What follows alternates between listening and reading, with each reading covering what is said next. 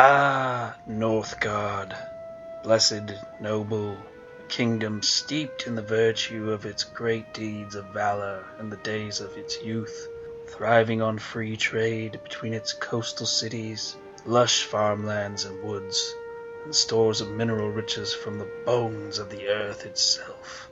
To have lived these past 115 long years and seen its glorious rise in the face of utmost peril and doubt, rising up to defeat the unstoppable scourge of the eastern hordes from the Silver Mountains and beyond to her now fragile and fractured state. Few remember its rise when the old indomitable Lysantian Empire, who brought Northguard the light of law, justice, and order to its old ways, retreated from its defense during the war that birthed the kingdom in the midst of battle.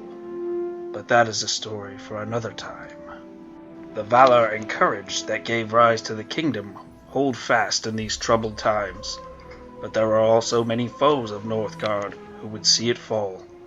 Its position around the bountiful Sword Coast makes it both strong and a prime target for adversaries. Its chief city of Northguard sits on the northernmost tip of the western coast, providing the perfect bastion to protect sea routes as well as reap the benefits of trade. Their god Valkor strengthens their blood with their old Celtic lust for adventure and battle, while their inherited god Helm, brought to them by the Lysantians, tempers their reckless spirit, making the people of Northguard a resilient nation, filled with both zealotry for battle as well as disciplined perseverance in the face of hardship. This unique marriage between the old god of adventure and battle and the new god of law and order has undoubtedly given Northguard its uncanny ability to overcome its many challenges. The western coastal lands around Grassguard provide bountiful harvests of farmland, prime timber from the woods, and mineral deposits from the Iron Mountains. It is not without its challenges, however.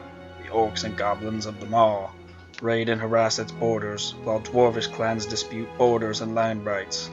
Furthermore, the kingdom of Wasteland to the south looks upon with ever envious eyes upon the richer lands of its northern neighbor. On the eastern coasts, the Brelands rival their western counterparts with slightly less bountiful farms, though still impressive, while matching them in the mining of precious metals and logging of timber. But again, no advantage goes unnoticed by those nearby. To the east, the Alamanic tribes, a loose confederation of orcs, humans, and half-orcs, as well as other minority races, constantly harass and raid the trade routes and the borders of the Brelands.